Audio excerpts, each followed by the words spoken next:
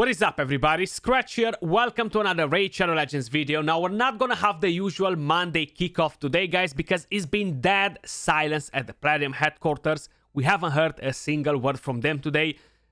The main thing is that they kind of gave us a heads up last week of what exactly is gonna happen in the game in terms of small events. So we have the super raids enabled. Make sure you're kind of doing everything while the events and tournaments for the fusions are on as well to maximize the points. I'm gonna follow up later on today with a free-to-play fusion plan and see how it's going on so far.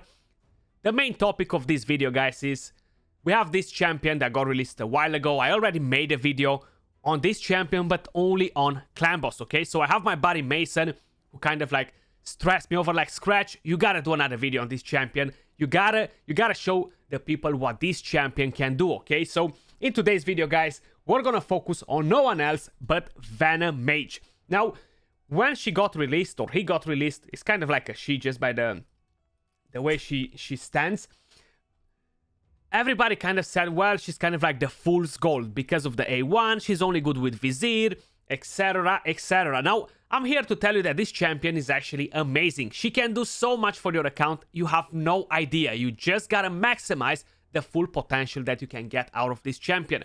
So how you guys can see, we have her built on a regeneration set and an immortal set. We have pretty good stats on her. What exactly can this champion do for your account? So I'm gonna show you everything in a second. We're gonna start with a run on Dragon 20 on my account right here. 2 minutes and 5 seconds carrying the whole team with food. So all the rest of the champions there, I know they're legendaries. I just thought that I should flex my food. You know what I mean? So they're not actual food. I'm not gonna feed them to other champions, but they're getting leveled up while I'm farming dungeons as well. So I'm not personally farming stage 20 on my account because I'm very end game. I'm going for the highest stage. I spend more energy, but I'm trying to maximize the gear that I'm getting, you know. But a lot of you guys that are farming for events, for fusions, like on my free-to-play as well, I'm definitely farming stage 20, and I will be farming stage 20 for a very, very long time, okay? So it takes 2 minutes to do Dragons 20 with Venomage. If we go over to the Ice Golem, it takes us 2 minutes and 50 seconds to do the exact same thing with the exact same fancy food in there. Venomage soloing the Ice Golem 20 as well. And not just that, guys. I feel like a lot of people are struggling with this in Doom Tower, okay? If you have the right accessories, you gotta have a Blood Shield accessory for Venomage, especially if you want to do it on hard mode. Now, I don't have it on my own account, so what we're gonna do when we're gonna try that, actually my buddy Mason has that on his account. He has the right accessory, and his build is not as solid as mine, so we're gonna go and do the Doom Tower on his account. We can do Scarab King level 100, guys. This is on normal mode, but we can do it. She can solo it with food, how you guys can see as well. It takes 7 minutes to do that, so if you're struggling on Doom Tower normal mode, maybe you don't have the gear to make her to solo it necessarily, but you can definitely bring in different champions to help out. And I've done the same thing on my free-to-play with V6. I actually managed to get a decent regeneration set from the Fire Knight, so make sure you're farming that, and you're gonna be able to do it without a problem. And then we have floor 50 on hard mode. It takes 12 minutes and 40 seconds on average to do it. She cannot do floor 100 on hard mode, okay? Because the boss hits too hard, she is weak affinity, the boss is force affinity, but maybe in the future, when the rotation is gonna change and that boss is gonna be spirit affinity, she might be having a better chance at doing even level 100 on hard mode. Now, I kind of doubt it, but hey, you never know. So now that I showed you all these guys, let's jump quickly and have a look at the build, stats, masteries, and what exactly makes this champion so cool, okay? So in terms of skills, we're quickly gonna go through them. We have the aura, increases ally accuracy in all battles by 45. So that means that you don't need to take 200 plus accuracy. If you're taking like 180, 190 accuracy on her, it's gonna be more than enough. So you can maybe use a regeneration set with a perception, with an accuracy set, and then you can give her a resistance banner to get her resistance around 300. On the A1, okay, she kind of detonates the poisons.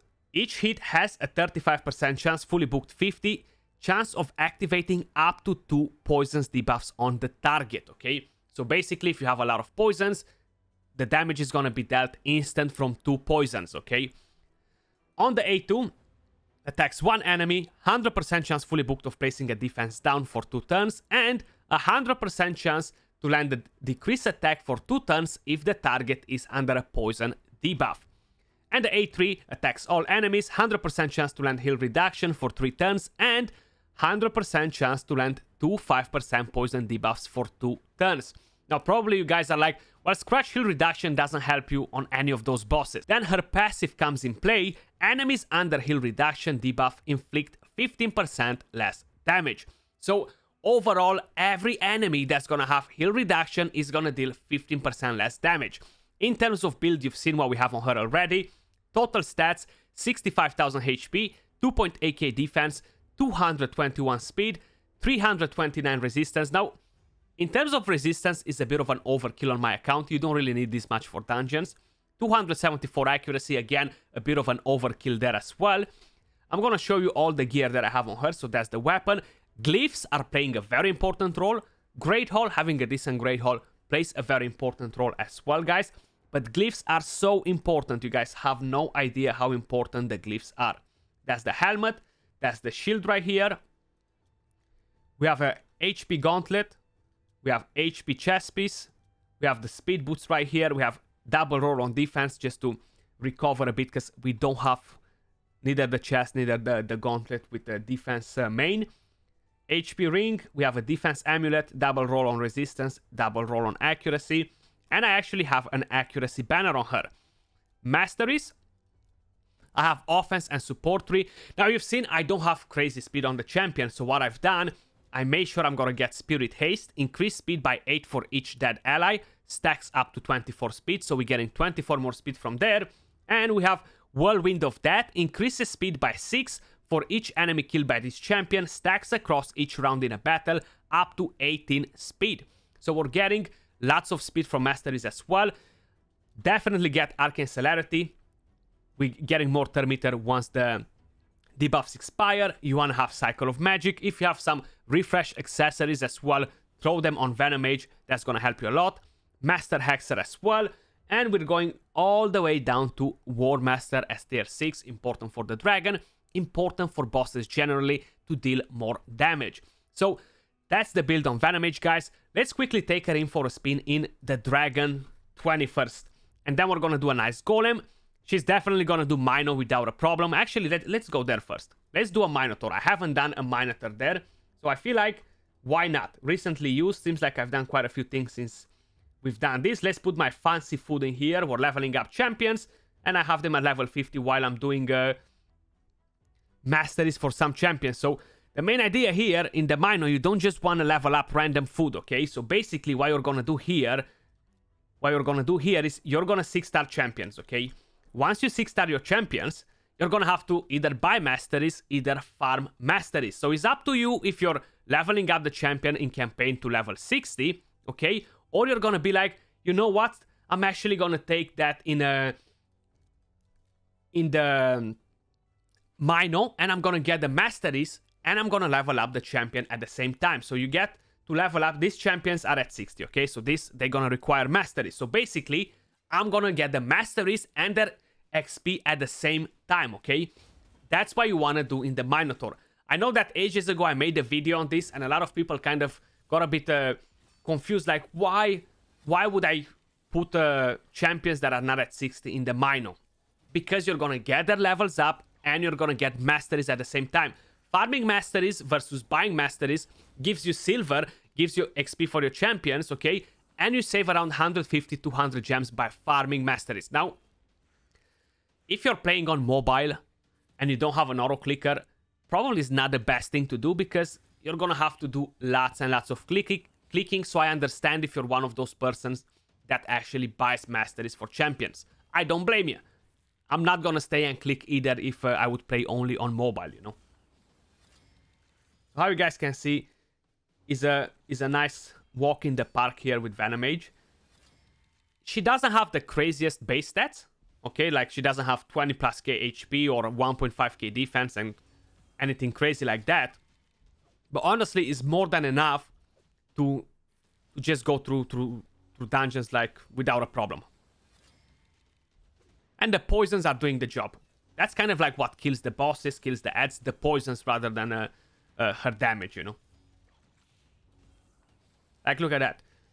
And with all the speed we're getting from Masteries as well, she's like 260 speed now with the Masteries. So she's taking lots and lots of turns before the boss. 1 minute 33, and we're getting XP, okay? And we're getting Masteries on one of the champions at the same time. Win-win. Now, moving over to the Dragon. If we're jumping all the way to stage 20, the team should be set. And let me actually activate the Super Raid as well and give it a go like this. It's gonna take us around 2 minutes.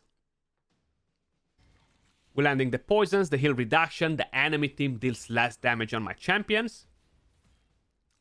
Our food is taking a turn, so that actually slows us a bit down on the run, but hey, every champion you're gonna use as food is most probably gonna take a turn, you know? Now, this Sir Nicholas seems like he's slowing us down more because of that unkillable. Now, more of them, they're gonna take extra turns that are not needed in there. Okay. So there are quite a few champions that they are capable to solo dungeons. Aox, the Aox something, the Rememberer or something like that is his name. I can't even remember 100%. He can do quite a good job in the Ice Golem as well. I haven't really tried him in the Dragon. But what's good about Venomage is that she can do the Scarab King as well. So while I was doing this, I was like, Mason, tell me that you have Blood Shield ring, because I don't have one for Venomage. I feel like she could do so much work with that on, you know. Okay. And she is destroying. Kind of like the same situation with the Eurogrim. Eurogrim was landing lots of poisons, Badelkhazar is landing lots of poisons, and they're pretty much doing the same sort of job. Now, the only thing that's good here on the Dragon is that we have decreased attack from Venomage as well, because we're neutral affinity, so we're not getting weak hits or anything like that. So having that decreased attack, I feel like is playing a pretty important role. Because sometimes we're not going to be able to destroy the Dragon's secret skill, you know. The bar is still going to be on purple, so that's kind of going to land the stun on us. You see, we just don't have enough poisons to do it.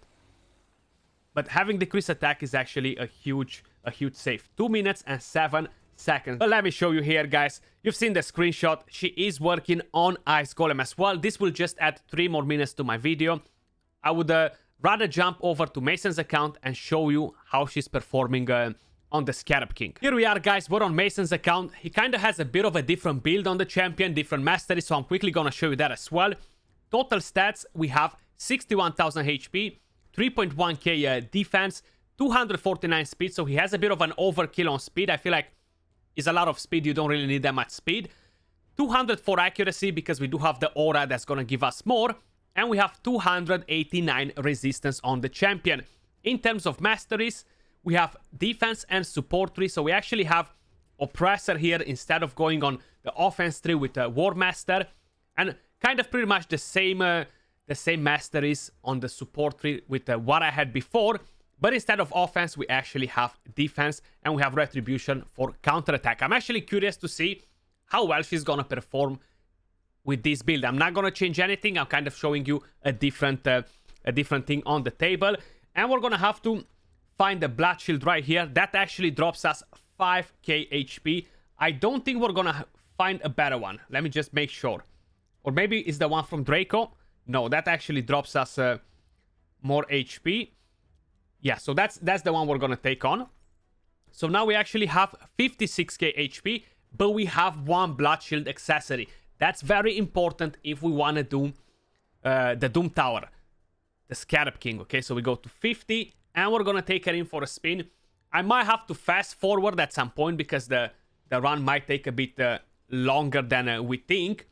But we're gonna have a look first to see how quickly we're gonna pass through the waves. Okay, so we have Magnar to actually help us a bit here on the waves, make it faster. rather than just keep it all in, you know. Okay. She might not have enough resistance for this boss though, because we are on hard mode, so I would expect to require a bit more resistance, you know. And having that Magnar here might be a bit of an issue as well, actually. So maybe it's better if we let him die. Or give him a Blood Shield accessory as well. That will just make it a bit better. Faster. Because he's gonna stay alive a bit longer. Because when he attacks, we're getting this counter attack how he doesn't have a shield. And that might put her in a very bad spot here. Luckily, she got 2 turns here. So if we're going on a 2-to-1 ratio, almost. Okay, that should bring us back with the HP up and running. That's good. So we're pretty safe, actually. I didn't thought that she's gonna be as safe as she is here. And we do have tons of speed as well, huh? I feel like I would rather go with the offense tree instead of defense and still get kind of like the same masteries that I had on her. I feel like with War Master, we'll be dealing a bit more damage as well, and we'll kill the boss faster. But there we go, we're back on full HP. So even though we are weak affinity on the boss, it still doesn't create us an issue. And this is hard mode level floor 50. It's not gonna work on floor 100, guys, but if you're struggling on normal mode, you're struggling to get up on the hard mode, she can definitely do the job for you. So I'm gonna fast forward from here. We're gonna jump straight at the end, and we're gonna see what exactly is happening, how long it takes us to be the boss. We are near the end, guys. 7 minutes so far. I feel like with War Master, we were definitely gonna make it a bit faster here. She is on full HP. This is level 50 hard mode. We are weak affinity, so I feel like once the rotation of the Doom Tower is gonna change and the boss is gonna be spirit affinity, she's gonna be strong affinity towards the boss, and I feel like we're gonna be able to make it even on level 100 on hard mode. I'm not 100% sure just yet, so don't shoot at me till I don't try it. I'm not sure if the next rotation is gonna have that boss or it's gonna be another rotation till we get there, but it's definitely something that I'm looking forward to see, guys. And here we are, Venomage kicking ass. If you enjoyed the video, don't forget to smash that like button, subscribe if you haven't subscribed yet, and I'll catch you all soon on another video. Till then, peace out.